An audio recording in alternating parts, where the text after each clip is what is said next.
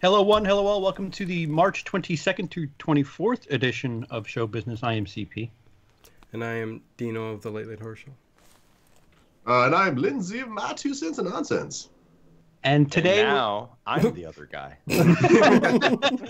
We're joined by a special guest, but if you're any knowledge of the YouTube channel, you've seen him quite a few times. It's Cody Leach of YouTube fame, Cody Leach. Say hi, Cody. Hello. We run duplicate with an audio audience for a podcast, Cody, so waving does no good. So you're going to have to be a little descript with your words. Parentheses, wave. Someone is virtually waving. Yes. So the only news of the week is the fact that Us came out and kind of smashed expectations. Yeah. I don't remember what I saw for the expected amount, but they cleared it by dozens of millions with $71 million this weekend. Captain Marvel came in second with 34, which is about what was it, 50%, Lindsay, the drop off? Just shy of 50%. Specifically, I think it was like 49.6. Okay. And Wonder Park came in third at just under 9 million. And I still need to see that. 5 Feet Apart. Do you? A little bit below that. I think it was like 200,000 below that in fourth place, and then fifth place, rounding up, was How to Train Your Dragon with just under 7 million. Yeah. So, Us, cultural significance. It's gigantic. It's a hit. I saw Jordan Peele and, well, actually, I saw M. Night kind of. This is the PG show, so he was kind of polishing the trophy of Jordan Peele, saying, "Yay, yay, original filmmakers." So apparently, this is the highest-grossing original property thus far of 2019. Wow. I think the original. Yeah. Well, think about it. I remember seeing an article that said it's the highest grossing original property since Avatar. I don't know how accurate that is. But really? Yeah. Oh my God, I don't know how to check that, but I want to check that. It seems that it's not too hard to hype up these movies anymore. So I'm not sure what's changed in Hollywood, but do you know 71 million? Nothing to sneeze at. I mean, you got a built-in audience right away, but you know. So we've all seen it. We've all seen it. Massive praise. It was at 100 the last time we spoke to you on Rotten Tomatoes. It has since dropped it, but I don't know what the score is at now. But the last I checked, it was down to 94. They're still using that greatest horror movie of all time quote, which... Oh, no. Are they? If I could have that person in place of Cody, I would certainly love to pick that person's brain. Shit, I would happily give up my seat just to hear that motherfucker speak. Well, guys, I've got a surprise for you. Me. No, for those on the podcast, I just pretended to lift a person up on camera. So we've all seen it. I'll start from on my YouTube, on my Skype, I see Lindsay first to my left, then Dino, then Cody. That's the order that I'll go in, and it's kind of a spoiler because Lindsay, you're the dissenter here. Worst movie ever. Jordan Peele should kill himself. Yep. No, I can tweet that to him right now. Yep. Demonetized. I didn't mean it. I love Jordan Peele. The movie was great. How great? How perfect? No. I mean, perfect. There's so few movies, if any, that I actually call perfect. But I loved it. I loved it. I loved it, how it started, and I was like, oh, this is a movie about, like, confronting yourself. But then, like, it explodes out in this big-ass crazy third. That's it's not that bad. I said it twice, though. I'm bad. I liked it. I know some people aren't crazy about the third act, but I love how weird it got. I love just, like, once thinking back on it, like, the things that really led up to it. And I love just, I like it. Best horror movie of all time, arbitrary, who cares? I loved it, and I can't wait for his next one. Did I swear? No. The hyperbole is. Oh yeah. Oh no, and it's anytime anything comes out and someone says this is the best anything ever, calm your tits. Like, like let something age a little bit. like there are movies that I hate that I think about for a couple days. I'm like, actually that wasn't that bad. There have been plenty of times I see something that I love and I think about it, like, hey, that was kind of dumb. Like, it happens. It's life. Dino, which I haven't spoken to you about this movie at all yet, so this is all new to me. So I'm dying to hear it. Oh my God! I mean, I've been inundated. My mind is just rattled with so many different things because I've seen so many YouTube videos explaining and this and that. Oh, how and dare you? How dare you contribute to that? No. But just in my stream. I mean, I've watched Cody's, I've watched Lee's, I've watched yours. Everybody's got different kind of like little things that bother them about this film. And you?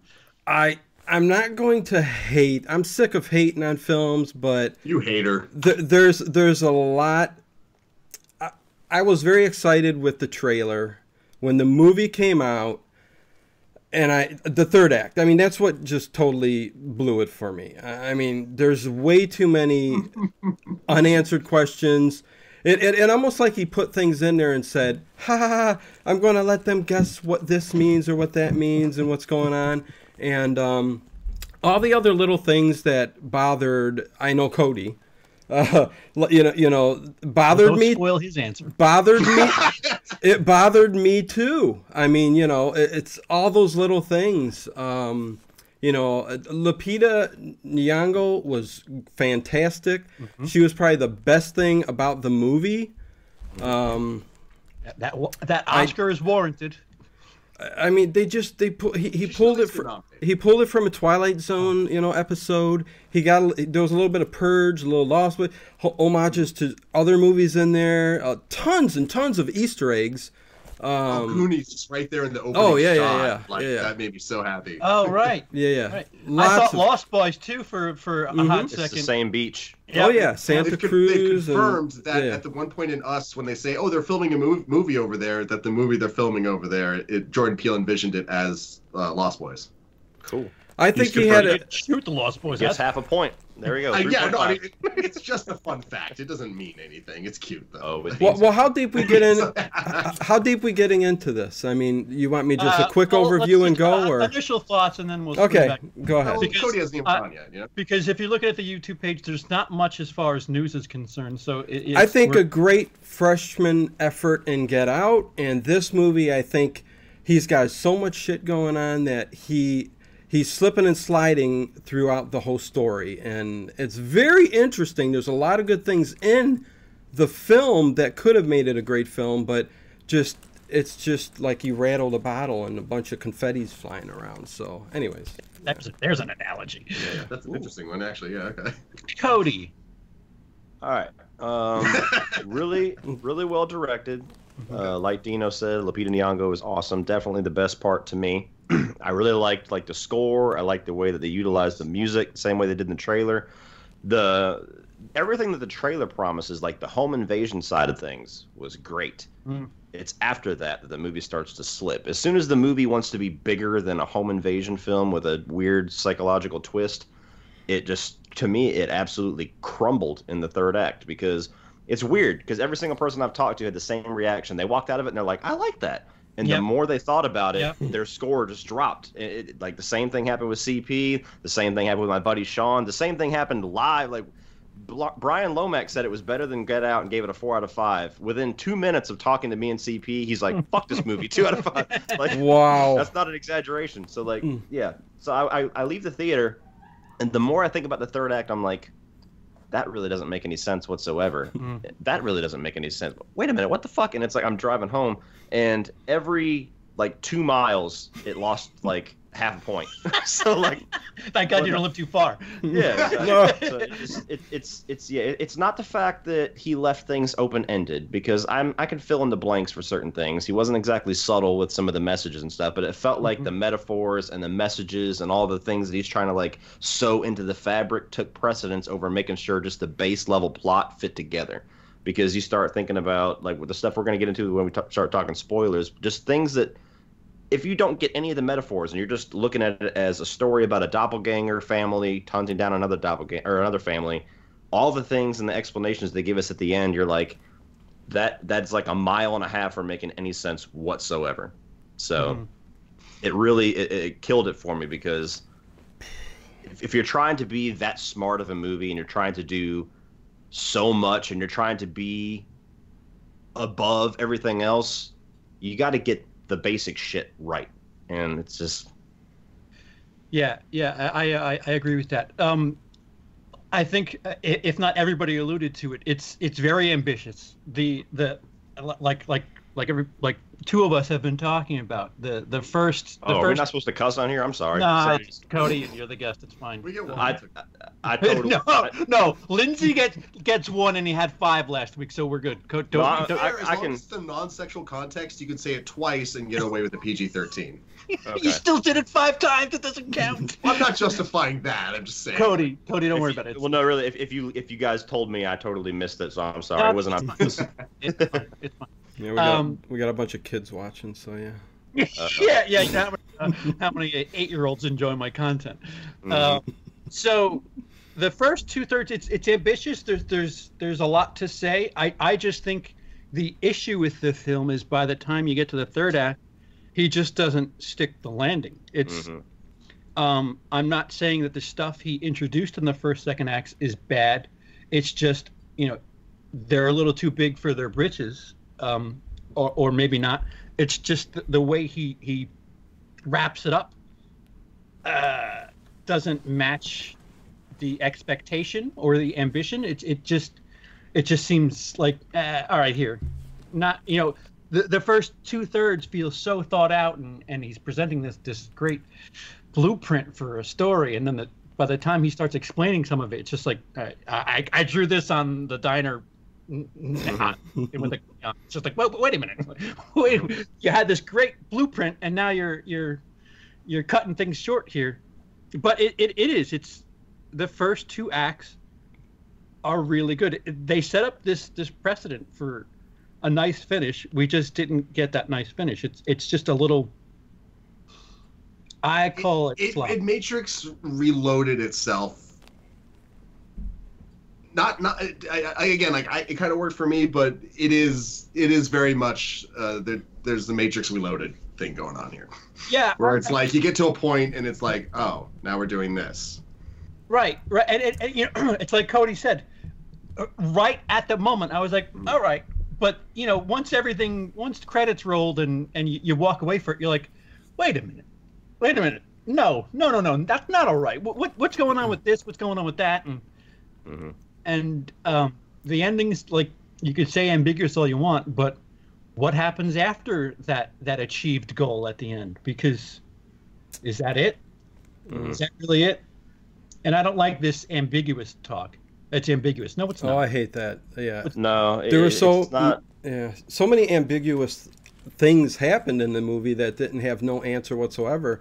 And, people say they like to keep that open and use your imagination, and you could think people will be talking about this for years to come. But no, not this movie. There's way too many things out there that just didn't make any sense. And the clones and the doppelgangers is a big part of that. I mean, just the fact that they can't talk. Careful, toe that line. You're toeing that line. Just be careful. What?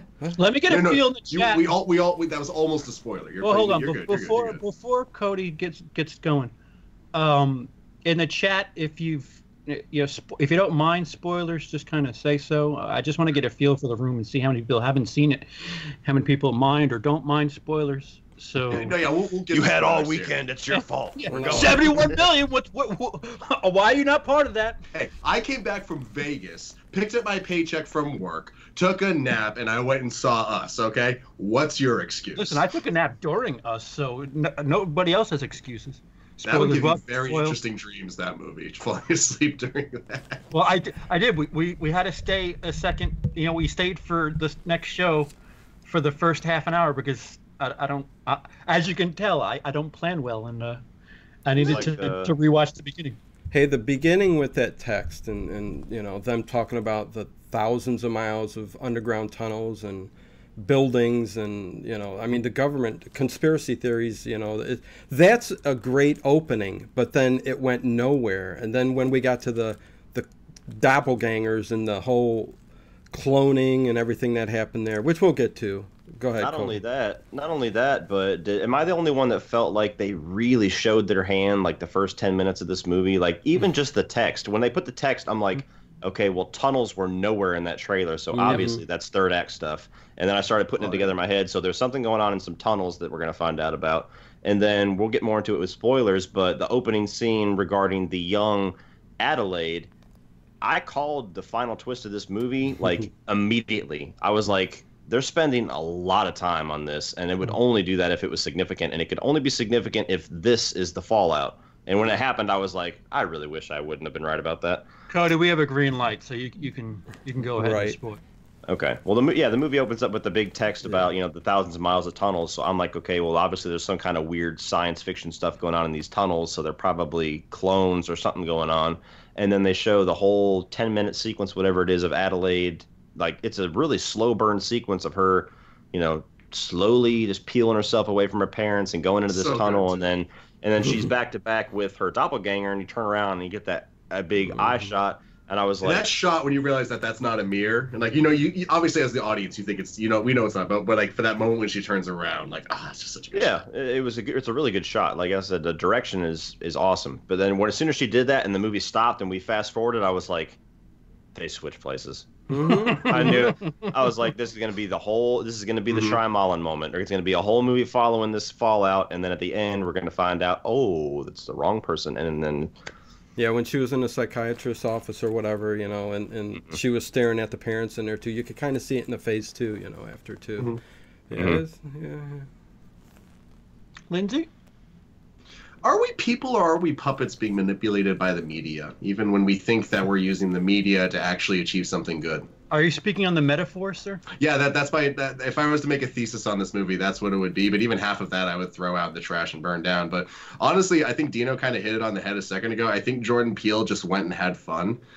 He put stuff in there that he's like, hey, I want to say this, but this is dope. Oh, this is dope. Yes, dance monkeys. You're the puppets that I'm calling people in the movie as well, and you don't realize it. And I'm totally okay with it. I'm so okay with it. I enjoyed it so much. It got so batshit crazy. Like just the moment when we saw the people like doing the Hands Across America thing, and then it clicked in my head. The reason why the theme song for this movie is I got 5 on it is because hands have 5 fingers on it, and you got the body as the palm, and like the 5 appendages coming off of it. Is that really why that song was used so heavily? I would bet my life on it. I mean, Emily did some homework, and the thing about rabbits is. I wouldn't doubt it. That's the thing that's funny about Jordan Peele, even if he doesn't stick the landing. There's a lot of like crazy little connections and stuff that he builds that like you would really have to dive into. Oh, a lot. So. Yeah, a whole lot. Yeah. I don't know if I said it in my review or not, but he builds the shell of a 9 out of 10 movie. Like there's the walls are painted. It's just put some furniture in that building. Yeah, it's a bit messy. Yeah. Go ahead. This is something interesting that the chat brought up. I'm curious what you guys think. Are you buying into this theory at all that the sun was switched as well? Oh. Are you even aware what I'm talking about? He says I hadn't thought about that. He says a strange thing on the beach about the are you building a castle? And he said, no, I'm building a tunnel because that's the only thing he knows. There's a theory out there that the year previous, the last time they went there, that the suns were switched, and we're also following the doppelganger version of the sun as well, all the way through to the end of the movie. And like, I don't know, that's one of those things where I'm tough. Like, now you're really reaching for things. So it's gotten so far. I don't know who originated the theory. I also have a very big bias against the theory for reasons that I'm not going to get into because of. Well, I would say no. It's a Band-Aid for a plot hole is what it is. It's a Band-Aid explanation for something that doesn't work. In my opinion. I don't think it works because wait, Brain, come back here. Where'd you just go? The tethered know about the people above and know everything that's going on with them and understand them. The people above don't know anything about or understand anything about the people that are tethered. And you can see that in how in the tethered son's death scene, he's doing the snap for I got 5 on it. / also teasing the fire thing when I realized, that's just such a good moment. Because the fact that he knows that, because it happened so recently, he has to be a tethered because the son wouldn't know that. because the mother above ground didn't know what the red. So Adelaide didn't know what red was doing below ground. So the son, if he was switched, wouldn't know what the above ground was doing below. You know what I mean? Also, if it was the tethered, if it was the downstairs kid, why would he be in control of the other one? Because you know how he does the moves that make him emulate. That's the question of the movie. Are they the puppets or are we the puppets? Are we controlling them or are they controlling us? See, that's the problem. You can't set something up and then subvert it in the movie. Like, you can't make the rules of your story and then break them. No. Here. What about this? Yeah. See if that's part of his underlying metaphor. Yeah, it doesn't play right to the rest of the film. I mean, because every doppelganger and no, go ahead. No, go ahead. Well, the Hands Across America thing, they do that because she saw a T-shirt that had the red Hands Across America. They're replicating what they're seeing in the media, right? And so it's like. The point is, like, do we even know that what these things are controlling us as this piece of media is handing us this message? So, we're being manipulated by us, as us is giving us a message about being manipulated by this type of stuff, because the answer is more complex than that. Art imitates life, but life also imitates art. Us is also standing for United States.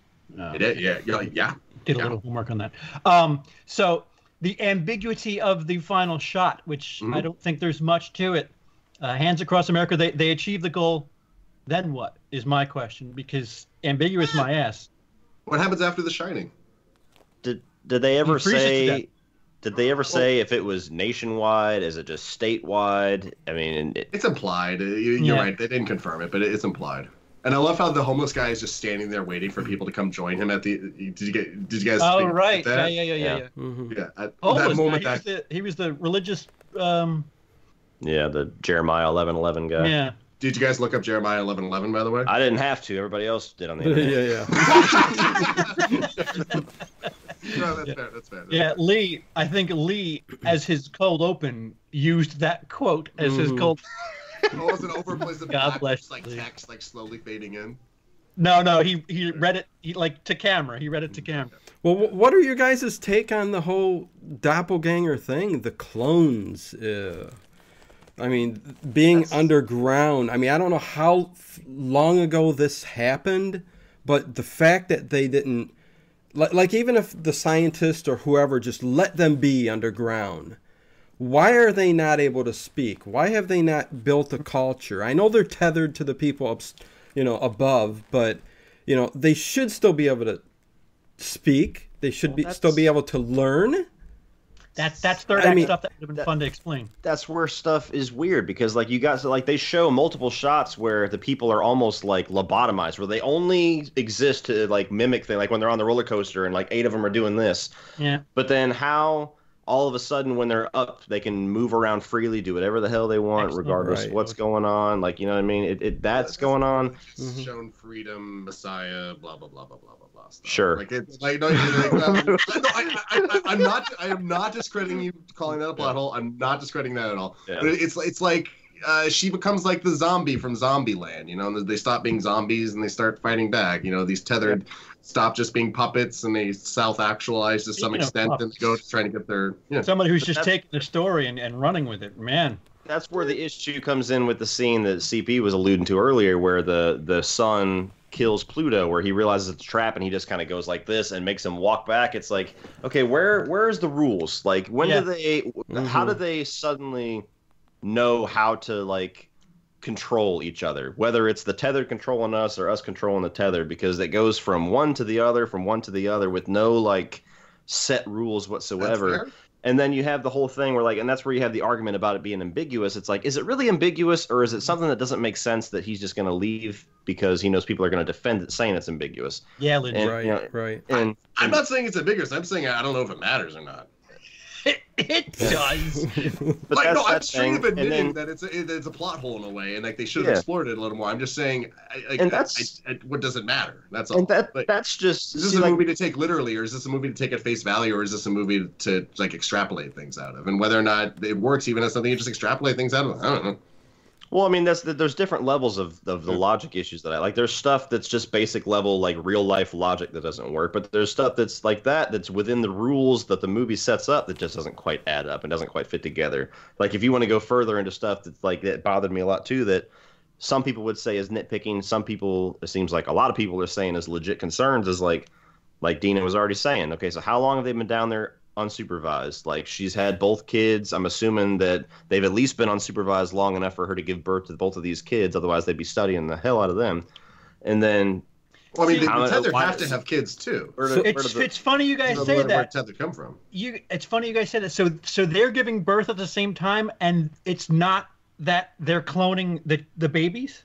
Yeah, right? Is that what you're saying? That's what she said in the movie. She was like, you met this guy, so I was basically willed to meet Abraham, the red version, and then you gave birth to this daughter, and I was forced to give birth to this monster, and you gave birth to this son, and then my son was birthed into fire. And she says that, so that it kind of implies like the universe like kind of won't let one happen without the other happening. All right, so because cloning you can create, but then that brings the whole question too, which is another like real world logic thing. Well, not only that, but like, okay, let's say Abraham, or like you got, whether it's statewide or countrywide. Okay, so you have two people that are destined to meet each other. What if one of them lives in California and one of them lives in South Dakota? Like if they meet each other, if they drive in a car, is the clone just like floating through the tunnel at 100 miles an hour? You know what I mean? Is he just gonna be like, okay, well, I guess I got to go to California now. I got to walk for 10 years to get to her. Like there's all these things where you're like, wait a minute, how does that work? Yeah, the rabbits. Like, it follows. Why didn't anybody hop on a plane and fly to Asia? Like it's when you're getting into these big crazy things, that kind of stuff happens. I'm not discrediting it. Like that's totally a complaint to lodge against it, especially in It Follows. Why doesn't anyone think to hop on a plane and go to Asia? But like what's the Hitchcock quote? What people don't call the cops in a horror movie because there's no movie then? But get on that tangent, the theme in It Follows is that no matter where you go, it'll always find you eventually. It doesn't matter if it has to walk the earth. So that's kind of following. Yeah, but the fact that they don't try it is a problem. Jordan Peele does a good job of setting up these horror tropes. They're in this lake house that seems isolated. Like there it is. That's all you need for a horror movie. Isolation. Like he sets it up and then subverts it. And it's just like, wait a minute. No, you had it. You don't have to deviate so far from the rules here, the traditions. So he's made a point to say that he's trying to go against some of these tropes. There's a reason that none of our main characters. That's the one thing I appreciated about the movie, that he was trying to do something different. No. What did you say? A white trope? Lindsay said "are white," and he was finishing my sentence, and that's not what I was going to say. I know. It was a dick joke. It wasn't a dick joke. A dick joke. Hey, going off the rails. Like I said, I enjoy that he was trying to do something different, because that is definitely what we need out there, is something different. You know what I mean? And yeah. It's just wild, crazy. Today, I said, give me 5 of these over one Halloween, or what I said. I said Hellfest. I said Hellfest, and I took it a step further. I was like, dude, I said, give me 5 of these above Halloween 2018. I said, and I rated Halloween 2018 higher than I rated this movie. Like this type of movie that makes you think, that makes conversations. Like last year's Hereditary, as much as problems as I had with that movie, there was endless conversations. Yeah. That's the stuff that I live for. Yeah, but I wish I could be on the Lee side of the camp. I wish I could be the guy saying this movie is a masterpiece. Like, this is something you have to see. But I got to be in that camp that goes, what? Like, after the trailer, that's what I was hoping, man. I was hoping I could finally say, I saw a new movie and I love this thing to death. But it needed to be a lot more tighter, as far out as he was going on a lot of the subject matter and everything else in the storyline. But and another thing was the free access from the tunnels to up. Above, it was so easy to get back and it's like just intervening. Well, they needed again. That's the Jesus metaphor. They needed the chosen one to start the spark that gets the thing going. That's a little cheesy. That's a little tropey. You can argue, but it makes sense. They're down there doing their thing. They need something to wake them up and snap them out. Who's keeping up with fixing that escalator when it breaks down? Good question. The clone of the janitor. I know. That answer's easy. Shit, I had a point. Why does this Wonder Park with this random why does the Santa Cruz Beach Boardwalk have an access down into those tunnels of all places, and why is it in? I mean, I know why it's in the Vision Quest. It's in the. Why is there no dude oiled up to shit playing with a saxophone. Is my question. I would have loved that. Oh well. CP man. froze. Oh no! That's all right. What a face. It's a great face to get. Someone please screen capture that. Like we need to preserve that. Mm-hmm. But speaking of Your Hereditary, computer time, old go CP. ahead. No, I froze. Thank you for speaking when I froze. It's You're good. No, I'm not. No, I'm not. No, I'm not. I'm gonna throw the thing against the wall. Did you guys get the trailer for Midsummer, by the way? Yes. Yeah, I watched it. I'm curious. The trailer wouldn't Yeah. interest me if it wasn't the guy's name on it. Yeah, exactly. Like What's it's The new movie by Ari Aster. Ari It's Aster, like yeah. it looks like a cult like Wicker Man type movie. I something did like not that. get that Where- trailer on my movie. Yeah, I that's got pretty so I'm in a mostly minority neighborhood. Mhm. So Sorry. you know, no, I'm the minority in my neighborhood. So Right. there was a lot of ethnic stuff. Like I got a lot of that. the trailers. I mean, there was the remake / race / sex reversal of Big trailer, whatever Small, I think it's called. Oh no, Oh, yeah, yeah. no, Another one of It's those, yeah. 13 going on. Or no, wait, no. What's No, the it's one? Big. It's Big with a girl. Mm-hmm. Oh. Wait, yeah. but I thought Big was Oh, he's a kid and then becomes an adult. But there's a movie No, where you're an adult and then she's you a become a grown- kid. And then Yeah. she becomes a kid, and then her assistant or something Right. Yeah. is the one that knows, and it's big. It's big with sex and race reversal, not reversal. All the rage nowadays. Yeah. Right. But the other thing that I got that I've seen on every movie, because this theater is urban, is that fucking David Quaid movie. Randy Quaid, David Quaid. The Dennis Screen Quaid. Gems movie that we get twice a year. Cody. And there's a Screen Gems movie, by the way. Dennis Wait, Quaid. What is this? Dennis Quaid. What did I say? Screen Gems is that company that puts out like the When the Bow Breaks, and they release a movie every year in September, and it either has Idris Elba or Morris Chestnut in it, and there's always a crazy chick trying to get into the family. It's like the same movie with a slight twist every single year. Oh, is this the same company that made like Best Man, like Yes. Holiday Best? Oh, okay. Ooh, It's okay. called Intruder, Lindsay, and I'm hoping it's just a trailer, but it's pretty heavy-handed. Dennis Intruder? it's Dennis Quaid, right? Am I? Yes. Yeah, Dennis Quaid. Well, there's Randy Quaid too, but I don't think it's him. Yeah, no, it's Dennis. He's a Christmas vacation. Yeah. Yeah, not from Vacation. So he's a white guy who's not living in his house, who sells his house to a black couple. Oh, that movie. Yeah. He's I wearing have seen red that. hats throughout the Yeah. trailer. Yeah. MAGA, anyone? MAGA? Doesn't Yeah, something like that. his I got a weird movie with Octavia Spencer kind of like Make that. subtlety great again. Yeah. There Listen, you go. listen.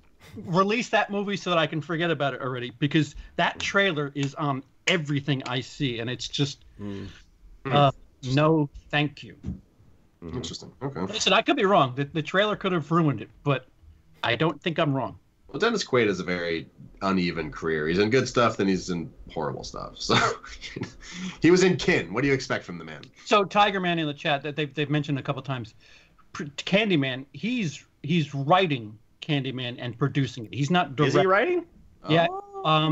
I thought he was just producing, but That's interesting. He did the night show rounds last week, and he said that he's writing and producing. So okay, that makes me more interested in it. I'd like to see what he can do as just a writer and not the director. Yeah.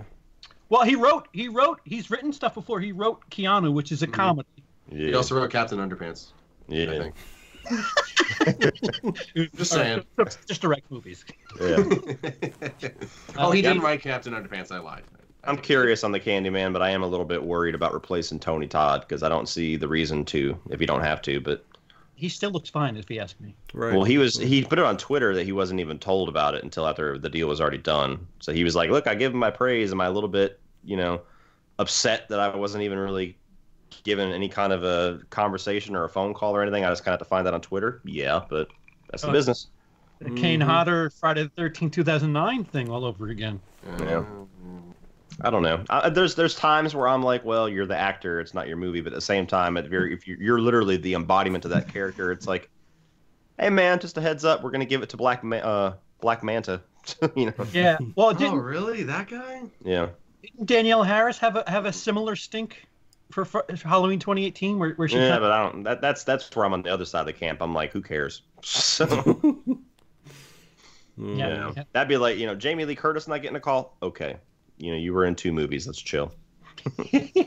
Well, technically 4, but So you can find him at Cody Leach. It's the channel Cody Leach. I'm gonna walk far away from him on that comment. What are your thoughts on Charm being recasted? Ah! What? Apparently, the Charmed actresses, like 2 of them, got really upset that they weren't contacted at all for the reboot. To counter what I just said, though, I would take Danielle Harris playing Judy Greer's role in a. So in hindsight, yeah, you should have gave her a call, but Judy Greer, what are you doing? Mm-hmm. As long as they didn't give her the same lines. And she might. Judy Greer in 2018 really pissed me off with line delivery. If I gave terrible dialogue awards, it would go to Judy Greer for 2018. Mm-hmm. Yeah, so 15. I felt so bad for her in that one scene she had in 15, and Pam from The Office too. It's bigger than any of your statistics. Oh God. That statement literally doesn't make sense. Why was that movie made? So speaking of comedic elements, there's some of the complaints that I've seen, which I don't exactly share, to be honest with you. I don't either. Really, Dino? Yeah, I don't. Really, Dino? I heard a lot of people going overboard about too much comedy at the wrong time here, but it didn't bother me. That part of it did not bother me at all in the movie. So. Yeah, the dad to me felt a bit like the dad from Halloween 2018. He was hokey. He delivered lines that were kind of crazy. Oh God, not that bad.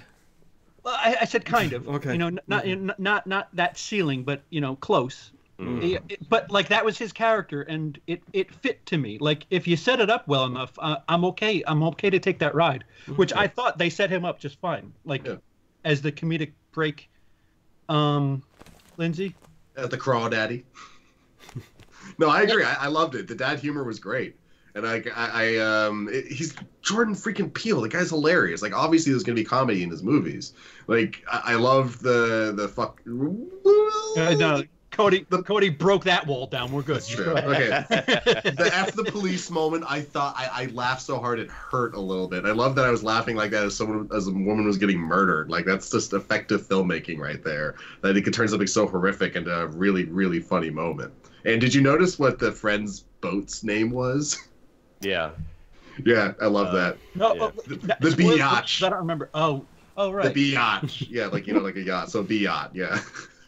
Yeah. See, he had me looking at every little thing in the movie too because we knew what was going on. So yeah. Right. Yeah, that's I like that. I like that when a filmmaker puts these Easter eggs and things, and I mean, I'm sure a lot of YouTubers enjoy that too because they can make that bank on the fucking things you missed videos. Oh, there's plenty of those already. 100 things you've missed in us already. Yeah. Somebody gained my subscriber base over the weekend on those videos. I'm not lying. Those are as bad as trailer reactions. But go ahead. What? What just happened? Yeah. Yep. Somebody. So Cody, your thoughts on the comedy? Too much? Not enough? Or 80% of it I was on board with. There was a couple of moments where it felt like it was misplaced. Like there's times, like the car. There's times when I'm not supposed to laugh. I am laughing because it's good written comedy, but it's like I'm not supposed to be laughing here. Like the scene whenever Elizabeth Moss, is that her name? The friend, right? Yeah. From Mad Men. Yeah. Okay. The scene whenever she's trying to call the police and Siri screws it up, like that stuff is funny. Like that playing into the scared and laughing at the same time is great. But like the car scene, like he was talking about, like you're literally running for your life, and somebody is supposed to be like right around the corner chasing you, and you're arguing over who's supposed to drive for like 30 seconds. Yeah. Like that's the time we're like, wait, what? Like, see, so the only problem I have with that scene is one of them is outside of the car, like. I could almost accept it if everybody's safe, quote unquote. Yeah, if everybody's in the car and you're having that stupid argument, then so be it. But somebody's still technically in danger. Hi, Lee. Thank you so much. You should have really joined us anyway. But hey, what's up, Lee? In the chat, we have royalty. Yeah, I'm okay with it as long as you put the mom in the car. But like that conversation shouldn't happen if somebody's still in danger. Yeah. I agree. No, it was funny, but it did go on a little too long. But yeah. Again, like it didn't bug me. It's a really good. I don't know. There's just something about this movie, about the energy of it, and just the way it's shot and the way it's made, and like little things. Like I noticed, like in one moment where the tethered kid Pluto is chasing after them as they're going to the boat. It was only like a 1.5 second long shot, but I swear they clipped frames just to make him look even weirder and jankier as he went. Hold on. Peter in the chat. I don't know if you weren't paying attention or maybe I skipped or something. I said hi to Peter. Peter, bearded movie guy who we're doing a swap over. He'll join us for the second hour. Oh, Peter's hi, here. Peter. What's up, Peter? Peter in the chat. Hello, Peter. Everybody, bearded movie guy. Peter's in the chat. You're not Fuck chopped you. liver there, buddy. Everybody talk to Peter. Hi, Peter. Yeah, Peter. Yeah. I feel bad now. Yeah, that comedy. I said hello. Don't feel bad. Yeah, that comedy. I thought it was all right, but another thing everybody was praising was the actors, that family itself. I think Lupita was the only one who really blew me away. The other ones, I think, the two kids and the father. I thought the daughter was great on the evil side. Yeah. She looked, evil child actors is a pretty. She good, looked a bit twisted. Yeah, I give you that much. Just that. Oh yeah, that makeupless smile was so effective. Like when she was, and the line of how she was described, she was born smiling. That has literally been bugging me since I watched that movie. I'm just imagining a baby smiling and not crying as it's being born. It's just like throw it out. Ooh. How are you guys with the way she talked as the downstairs version of herself? Red? Is that her name, Red? I love. I dug you love it, Lindsay. Like this. Well, I mean, like, at first, I thought it was a throwback to Body Snatchers. Snatchers. One at a time. But Go ahead. No. I thought it was a throwback to Body Snatchers. That whole holler in the 1970s version. Because he's throwing everything else in there. But but the whole she can't speak, and I know she hurt her neck or something, but why didn't it heal? And I could choke somebody half to death, and they'd still eventually learn to speak again. How would you know that? Do you know? Yeah, whatever. Experience, man.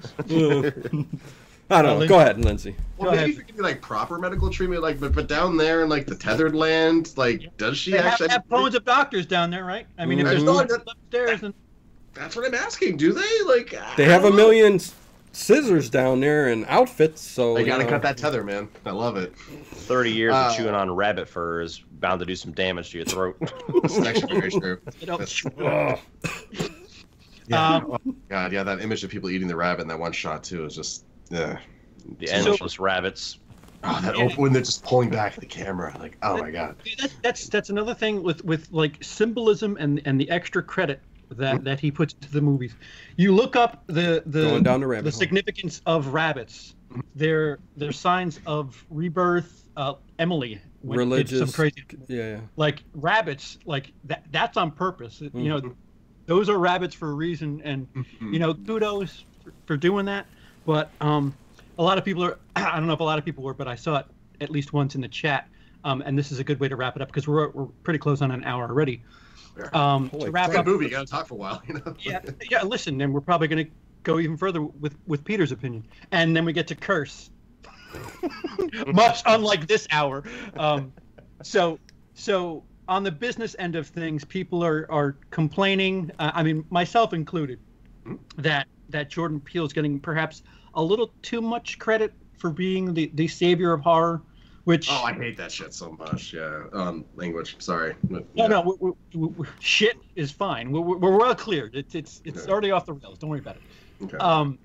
So thoughts on the success on a business end, as far as what this does for original film, as far as what it does for horror in the future, what do you think is the blowback? What does this influence in the future? Well, I think we're already there. Like all the trailers I saw were things that I had never heard of before their original concepts. Like the Midsommar movie called Ma, starring Octavia Spencer terrorizing kids. Oh right, yeah, like there were some really there's some exciting looking horror movies coming out later this year, and they all seem to be more or less original. So this is probably going to cement and keep that trend going. But I think horror is more than alive and well right now, guys. I don't know where you're coming from with this shit. No, yeah, finally we're getting new stuff and different kind of ideas, but I think a movie like this is more instant gratification. I don't, 20 years from now, I'm not going to look at Us and go, this is a must-have. I need this 4, 5, 6K, whatever we're going to have up on my shelf. But if they load that Blu-ray or 4K, whatever, with special features and deleted scenes, I'm curious to see what he shot and cut out, because if he filled the story with that much, I'm curious to see what else he did that just couldn't squeeze in. Yeah, actually, that's a good point. I hadn't thought about that.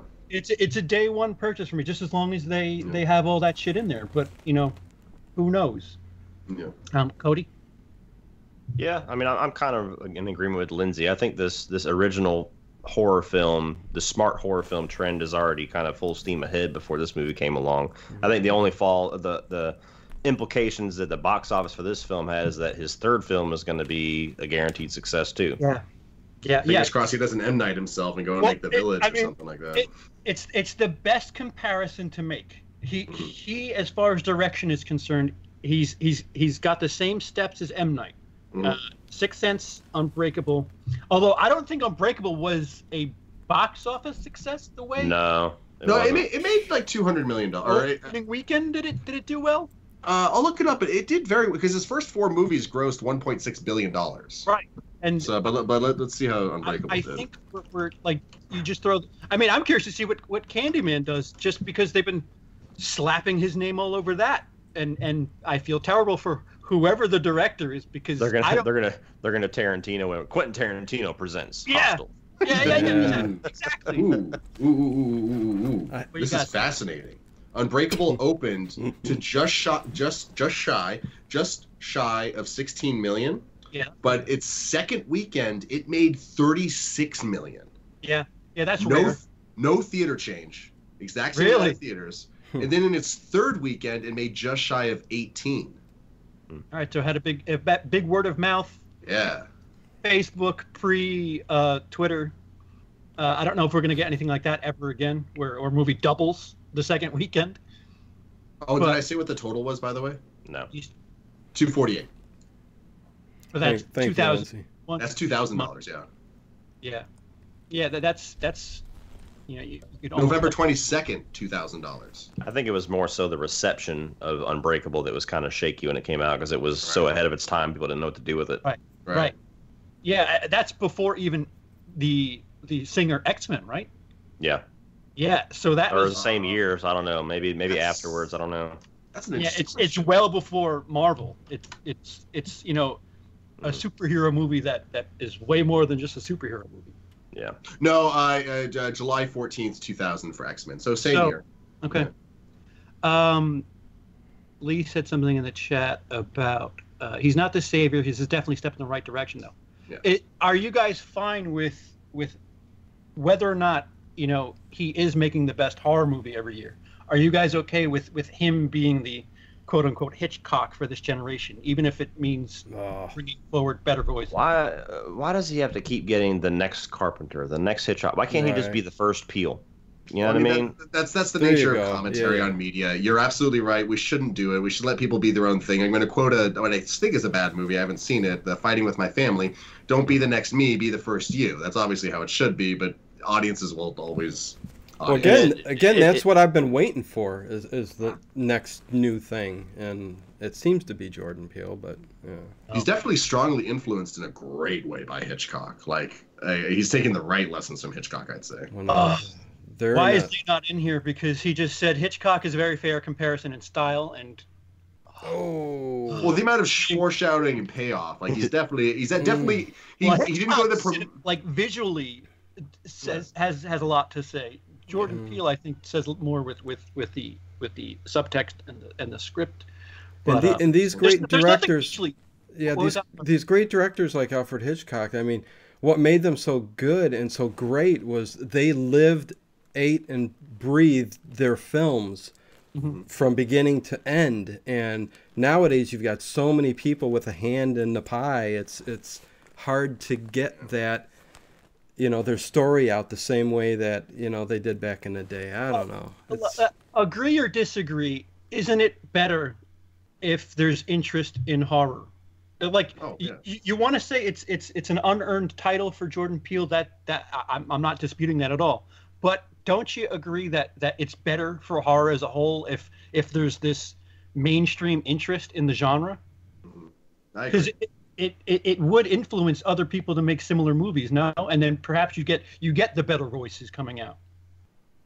And your dumbfound faces tell me that I'm crazy. No, I think 6 years ago you could make the argument that horror was in trouble and needed something like what Jordan Peele's doing right now. Back when we're getting a Paranormal Activity every year, you could definitely say something like that. Well, no, just like because we're not getting those like annualized horror movies so much anymore. We're not getting a Saw every year. We're not getting a Paranormal Activity every year to the point where these franchises are just dead. And even if we're getting like a serialized one movie a year from him, as long as they're different movies, I'm down. Colin Morris, I brought that up earlier. How they it's been confirmed that they were shooting Lost Boys when they were there in the opening scene. No saxophone though. No sax. Yeah. So this was all us. This was all us this episode. So there you go. Yeah, and very little businessy, but we kind of wrapped it. Well, I want to get to Dino and Cody because you guys were just kind of nodding in silence. So what are your? I mean, if you disagree with me, it's absolutely fine. I'm just curious to see what your thoughts are with Jordan Peele influencing other stuff in the genre. As long as people who are influenced are actually exploring the genre and not just sticking to Jordan Peele, I'm fine with it. Like, it's the same thing. It's the same frustration I have when, like we had the frustration where Get Out got nominated. It's like, isn't it great that a horror movie got nominated? It's like, yeah, but I've seen better horror movies, so they should have gotten nominated before this one. And it was the same frustration I had, and it has nothing to do with the cultural context of it, because that's the first thing. Same frustration I had when Black Panther got nominated. I'm like, I've seen better comic book movies than Black Panther. Why didn't they get the recognition? So as long as those that are kind of the gateway drug is Jordan Peele, cool. But make sure you explore the genre, because don't come in and be like, well, Jordan Peele saved horror. It's like, well, did you see all the shit that came before that? Go back and explore, because there's a lot of stuff that didn't need saving. Well, I mean, to kind of parallel it to Carpenter. People talked about Carpenter creating the slasher genre. Black Christmas was out years before Halloween. So no, the first one was what was it called? The very like 1950 something like that, right? You talking about Peeping Tom? Yeah, Psycho. I think so. Yeah, or but even before Psycho, there was one before Psycho, wasn't there? Well, Peeping Tom and Psycho around. Yeah, there's been some there over the decades, but yeah. Dino, you haven't answered. You keep avoiding. You guys were talking. Sorry. I'm anxious to see what doors are going to open and who's going to come out of them. So again, yes, it should help the genre, and I hope it opens doors for other people to make great horror movies, something new, something different. So yeah. Cody, not that anybody doesn't know you, but for our audio audience, why don't you go and plug yourself? All right. Well, you can search on YouTube. You can just search my name, because that's my channel name. It's CODYLEACH, or you can just type in youtube.com/Cody Leach channel. Probably 85-90% horror on my channel, but I also do comic book films. I do the new movies. I'll do rankings and stuff like that. So it's not just horror, but there's certainly a horror focus. Got a lot of collabs with CP and Lee from Drum Dums. We do stream over on his channel and everything, so you'll see me around on quite a few channels. But yeah. What do you got coming up? This afternoon, actually, I recorded my review for Phantasm 3, which is a long-awaited thing me and Lee have been doing. We kind of hit Phantasm 2 and said, all right, well, we're going to take a 7-month break or whatever it was. So we got Phantasm 3 coming out. I think we agreed to try to get it out by Wednesday night, so they got that. And I also recorded a review for Dragged Across Concrete, the new S. Craig Zoller film, which might be my #1 film of the year now. I've heard that a lot. That people are really digging it. Yeah, and the Dirt, the Netflix Motley Crue biopic, I got a review for that. So that's all coming. And then we didn't even talk about that. Yeah. I also I've already filmed and edited my new like DC film ranking, but I was gonna release it, and I figured it might be smarter to wait till Shazam actually comes out because I think it'd be a little bit more interaction with that. So that's already done in the can. So that's pretty much all you can. I'm gonna promise.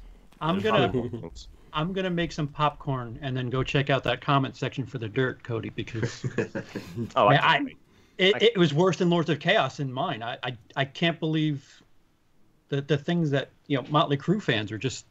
Dude, my comment section in Us has been hilarious. Oh really? Like yeah, the comment section in Us as well as like on Killer Flicks, because everybody tries to combat the issues that I have, but they don't have the answers. It's just. It's just you're wrong because stuff. Oh no. Lindsay, you got anything coming up? I may or may not be doing a video on Us. I'm kind of we'll see if my thoughts formulate into anything worth putting onto film. Ending explain things you missed. Instant. Yeah. All right. Instant subscribers. 400,000. Don't make me. Maybe I'll cave. I don't know. We'll see what happens. And Dino will be joining us right now. We're losing 2 and gaining 1. So this is it for Cody and Lindsay, but we'll be joined by Peter for the After Hours, which is supposed to be the R-rated version, but it'll just be more of the same. No, it's fine. So love that's you, Cody. Thanks for coming on, man. That's it for this. Oh wait, we didn't talk. I'm sorry. I'm really sorry. Real quick, what's coming out this week is Dumbo, Beach Bum, which is that Matthew McConaughey movie. And Unplanned, which is a Pure Flix movie about abortion. What she saw changed everything. So stay tuned. We're probably going to talk about that later. Yeah. I mean, I'm assuming I'm the only one that'll. Is anyone else going to see Unplanned? I mean, I will. Like, is anyone else going to try and take that dive? On it. It's unplanned that I will see that. Hey! Yes. I mean, I'll buy a ticket to Us. I'm not going to buy a ticket to Unplanned, but Oh, should I not say that online? Oh God. The show business is the name of the show when we're talking about gambling. All right, so thanks for joining us. We'll be back in 5 to 10 minutes with the After Hours show. Cool. Parentheses, goodbye wave. Yes. And I will not be doing an Us review.